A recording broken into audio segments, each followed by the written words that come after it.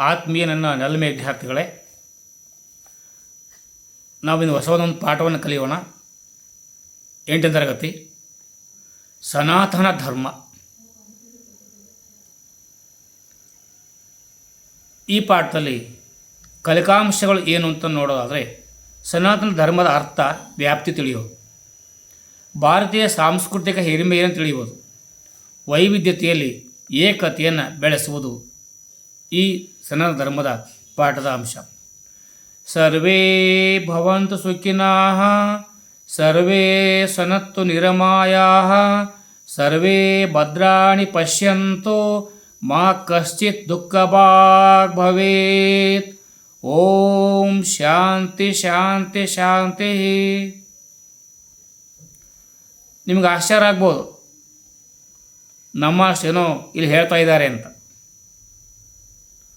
ಇದು ಶ್ಲೋಕ ಅರ್ಥವನ್ನು ತಿಳ್ಕೊಂಡಾಗ ಗೊತ್ತಾಗುತ್ತೆ ಎಷ್ಟು ವಿಶಾಲತೆ ಇದರಲ್ಲಿ ಅಡಗಿತ್ತು ಅನ್ನೋದು.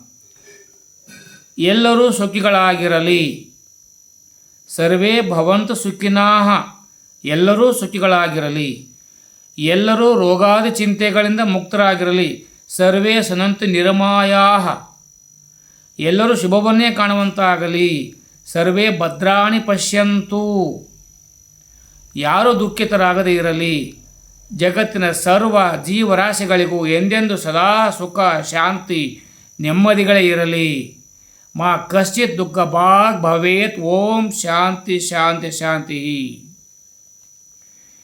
ಈ ಶ್ಲೋಕದ ಅರ್ಥ, ಇಂಥ ಲೋಕೋತ್ತರವಾದ ಅದ್ಭುತ ಚಿಂತನೆಯೇ ಸನಾತನ ಧರ್ಮದ ಜೀವಾಳ. ಸನಾತನ ಎಂದರೆ ಅತಿ ಪ್ರಾಚೀನ, ಹಾಗೆ ನಿತ್ಯ ನೂತನ ಎಂಬ ಅರ್ಥವಿದೆ. ಅಂದರೆ ಚಿರಂತನ ಶಾಶ್ವತ ಎಂದು ಅರ್ಥ. ಸನಾತನ ಧರ್ಮವು ಭಾರತದಲ್ಲಿ ಹುಟ್ಟಿ ಬೆಳೆಯಿತು. ಇಂದು ಅದನ್ನೇ ಹಿಂದೂ ಧರ್ಮ ಎಂದು ಭಾವಿಸಲಾಗಿದೆ. ಹಾಗಾದರೆ ಸನಾತನ ಧರ್ಮದ ಆಕಾರಗಳು ಏನು ಅನ್ನೋದನ್ನು ನೋಡೋಣ. ಮೊದಲನೇದಾಗಿ ಶ್ರುತಿಗಳು. ಸನಾತನ ಧರ್ಮಕ್ಕೆ ವೇದವೇ ಪ್ರಮುಖ ಆಕಾರ. ವೇದ ಶಬ್ದ ಅರ್ಥವೇ ತಿಳುವಳಿಕೆ. ಭಾರತದ ಆಶ್ರಯವಾದ ಧಾರ್ಮಿಕ ಸಾಹಿತ್ಯಗಳಲ್ಲಿ ವೇದಗಳೇ ಅತ್ಯಂತ ಪ್ರಾಚೀನವಾದ ಬಹುಮುಖ್ಯ. ಋಷಿಗಳು ಕೇಳಿ ತಿಳಿದ ಜ್ಞಾನ ಎಂಬ ಅರ್ಥದಲ್ಲೂ ಲಿಪಿಯ ಸಹಾಯವಿಲ್ಲದೆ ಗುರು ಶಿಷ್ಯ ಪರಂಪರೆಯಲ್ಲಿ ಉಳಿದು ಬಂದಿದ್ದು ಎಂಬ ಅರ್ಥದಲ್ಲಿ ವೇದಗಳನ್ನು ಶ್ರುತಿಗಳು ಎನ್ನುತ್ತಾರೆ.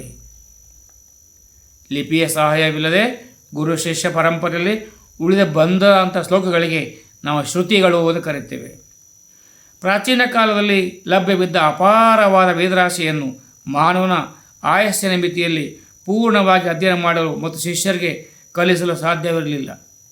ಆದ್ದರಿಂದ ಕೃಷ್ಣ ದ್ವೈಪಾಯನರೆಂಬ ಋಷಿಗಳು ಅಗಾಧ ವೇದ ಮಂತ್ರ ಸಮೂಹವನ್ನು ವಿಭಜನೆ ಅಂದರೆ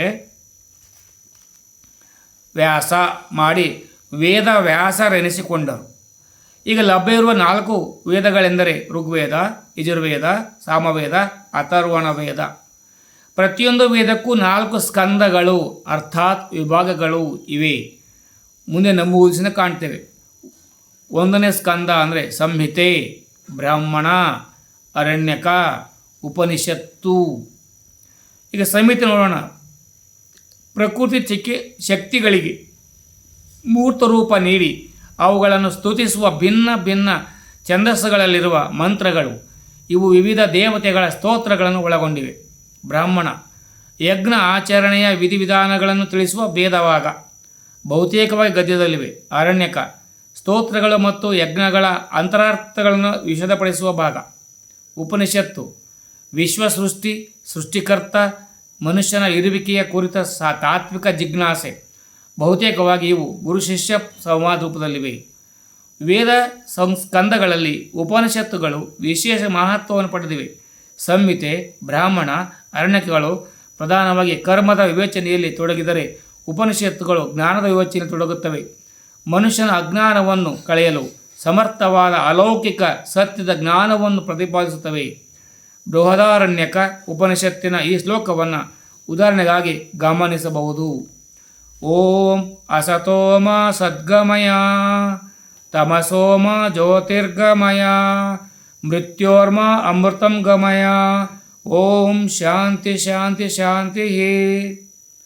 ಉದಾತ್ತ ಚಿಂತನೆ ಈ ಪ್ರಾರ್ಥನೆಯ ಸಂದೇಶವೆಂದರೆ ಅಸತ್ಯದಿಂದ ಶಾಶ್ವತ ಸತ್ಯದೆಡೆಗೆ ನಡೆಸು, ಕತ್ತಲೆಯಿಂದ ಬೆಳಕಿನೆಡೆಗೆ ನಡೆಸು, ಸಾವಿನಿಂದ ಅಮರ್ತದೊಳಗೆ ನಡೆಸು ಎಂಬುದು. ಎಲ್ಲ ಬಗೆಯ ಸಂಕುಚಿತತೆಗಳನ್ನು ಮೀರಿದ ಬದುಕೊಂದನ್ನು ರೂಪಿಸಿಕೊಳ್ಳಬೇಕೆನ್ನುವ ಮಹೋನ್ನತ ಚಿಂತನೆ ಮತ್ತು ಆಶ್ರಯ ಈ ಪ್ರಾರ್ಥನೆಯಲ್ಲಿದೆ. ನೋಡಿ, ಇದು ನಾವು ತಿಳಿದಿರಬೇಕಾದ್ರೆ ಸಾಮಾನ್ಯ ಜ್ಞಾನ. ನಾವು ಭಾರತೀಯರು, ಭಾರತೀಯತೆ ನಾವು ಅರ್ಥಕೊಳ್ಬೇಕಾದ್ರೆ ಇವೆಲ್ಲ ನಾವು ಅರ್ಥಕೊಳ್ಬೇಕಾಗಿರೋದು ಪ್ರಮುಖ ಉದ್ದೇಶ. ಸ್ಮೃತಿಗಳು. ಸ್ಮೃತಿ ಅಂದರೆ ಜ್ಞಾಪಿಸ್ಕೊಂಡಿದ್ದು, ತಿಳ್ಕೊಂಡಿದ್ದು, ಅರ್ಥ ಮಾಡ್ಕೊಂಡಿದ್ದು, ಅಂಡರ್ಸ್ಟ್ಯಾಂಡಿಂಗ್ ಆಯಿತು ಅಂತ ಹೇಳೋದು ಸ್ಮೃತಿ. ವೇದೋತ್ತರ ಕಾಲದ ಯೋಚನೆಗಳು ವೇದೋಪನಿಷತ್ತುಗಳನ್ನು ನೆನಪಿಸುತ್ತವೆ ಎಂದು ಅವನ ಸ್ಮೃತಿ ಎನ್ನುತ್ತಾರೆ. ಸಮಾಜದ ಅದರಲ್ಲಿನ ವ್ಯಕ್ತಿಗಳ ದೈನಂದಿನ ಲೌಕಿಕ ಬದುಕಿನ ರೀತಿ ನೀತಿಗಳನ್ನು, ನಡೆ ನಿಯಮಾವಳಿಗಳನ್ನು ವಿಧಿಸುವ ಇವುಗಳನ್ನು ಧರ್ಮಸ್ತೋತ್ರಗಳೆಂದು ಕರೆಯುತ್ತಾರೆ. ಪ್ರಮುಖವಾದ 18 ಸ್ಮೃತಿಗಳಿದ್ದರೂ ಅವುಗಳಲ್ಲಿ ಅತ್ಯಂತ ಪ್ರಾಚೀನ ಪ್ರಭಾವಶಾಲಿ ಆದುದು ಮನುಸ್ಮೃತಿ.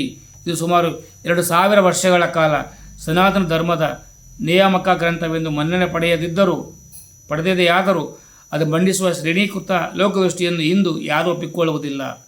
ಬದಲಿಗೆ ನಮ್ಮ ಸಂವಿಧಾನವೇ ನಮ್ಮ ಸಾಮಾಜಿಕ ಲೋಕದೃಷ್ಟಿಯ ಮಾನನೀಯ ಗ್ರಂಥ.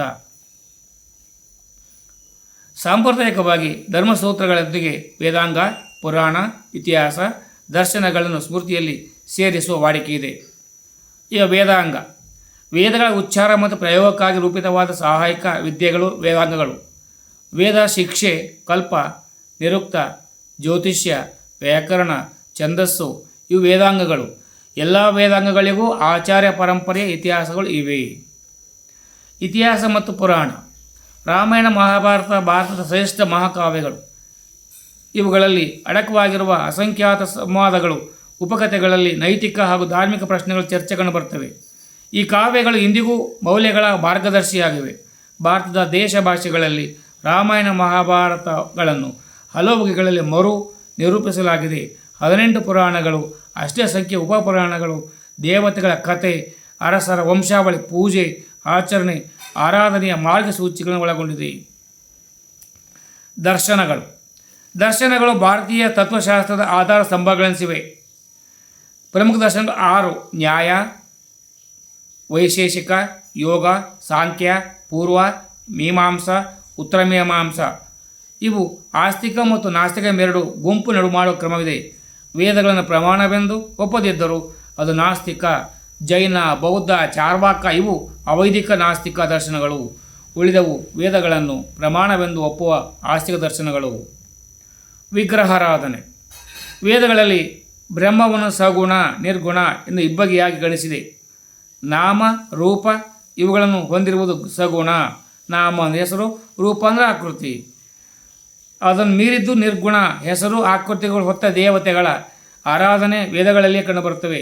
ವೇದಗಳನ್ನು ಒಪ್ಪಿಕೊಂಡು ಆಸ್ತಿಕ ಶಾಖೆಯಿಂದಾಗಿ ಬೆಳೆದು ಬಂದ ಆಗಮ ಸಾಹಿತ್ಯವು ದೇವರ ವಿಗ್ರಹಾರಾಧನೆಗೆ ಹೆಚ್ಚಿನ ಅವಕಾಶ ಕಲ್ಪಿಸಿತು. ವೈಷ್ಣವ, ಶೈವ, ಶಾಕ್ತ 3 ಪ್ರಮುಖ ಆಗಮ ಶಾಖೆಗಳು. ಆನೋ ಭದ್ರಕೃತಃ ಎಂತು ವಿಶ್ವತಃ ಅಂದರೆ ವೇದ ಮಂತ್ರ ಸೂಚಿಸುವಂತೆ ಆನೋ ಭದ್ರಾಹ ಕೃತವೋ ಎಂತ ವಿಶ್ವತಃ, ವಿಶ್ವದ ಎಲ್ಲ ಕಡೆಗಳಿಂದಲೂ ಒಳ್ಳೆಯ ಸಂಗತಿಗಳು ನಮ್ಮೆಡೆಗೆ ಹರಿದು ಬರಲಿ ಎಂಬುದು ಸನಾತನ ಧರ್ಮದ ಆಶಯ. ವಿಶ್ವದ ಎಲ್ಲ ಕಡೆಗಳಿಂದಲೂ ಒಳ್ಳೆಯ ಸಂಗತಿಗಳು ನಮ್ಮೆಡೆಗೆ ಹರಿದು ಬರಲಿ.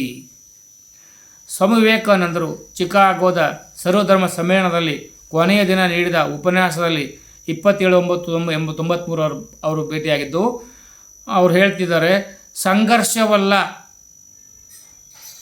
ಸೌಹಾರ್ದ, ವಿನಾಶವಲ್ಲ ಸ್ವೀಕಾರ, ವೈಮನಸ್ಸಲ್ಲ ಸಾಮರಸ್ಯ ಮತ್ತು ಶಾಂತಿ. ಇನ್ನೊಮ್ಮೆ ಹೇಳ್ತೇನೆ, ಸರ್ವಧರ್ಮಗಳಿಗೂ ಸದಾ ಆದರ್ಶಪ್ರಾಯವಾಗಿರುವುದು ಸನಾತನ ಧರ್ಮ. ಅದಕ್ಕೆ ಅವ್ರು ಹೇಳ್ತಾರೆ, ಸಂಘರ್ಷವಲ್ಲ ಸೌಹಾರ್ದ, ವಿನಾಶವಲ್ಲ ಸ್ವೀಕಾರ, ವೈಮನಸ್ಸವಲ್ಲ ಸಾಮರಸ್ಯ ಮತ್ತು ಶಾಂತಿ. ಸರ್ವೇ ಜನೋ ಸುಖಿನೋ ಭವಂತು. ಓಂ ಶಾಂತಿ ಶಾಂತಿ ಶಾಂತಿ. ಧನ್ಯವಾದಗಳನ್ನು ಆತ್ಮೀಯ ವಿದ್ಯಾರ್ಥಿಗಳೇ. ಚೆನ್ನಾಗಿ ನಿಧಾನವಾಗಿ ಮನನ ಮಾಡ್ಕೊಳ್ಳಿ, ಅಭ್ಯಾಸ ಮಾಡ್ಕೊಳ್ಳಿ. ಇಲ್ಲಿ ನಾನು ನಿಮಗೆ ಪ್ರಶ್ನೆಗಳು ಓದಿ ಹೇಳ್ತೇನೆ, ನೀವು ಉತ್ತರ ರೆಡಿ ಮಾಡ್ಕೊಂಡಿರ್ರಿ.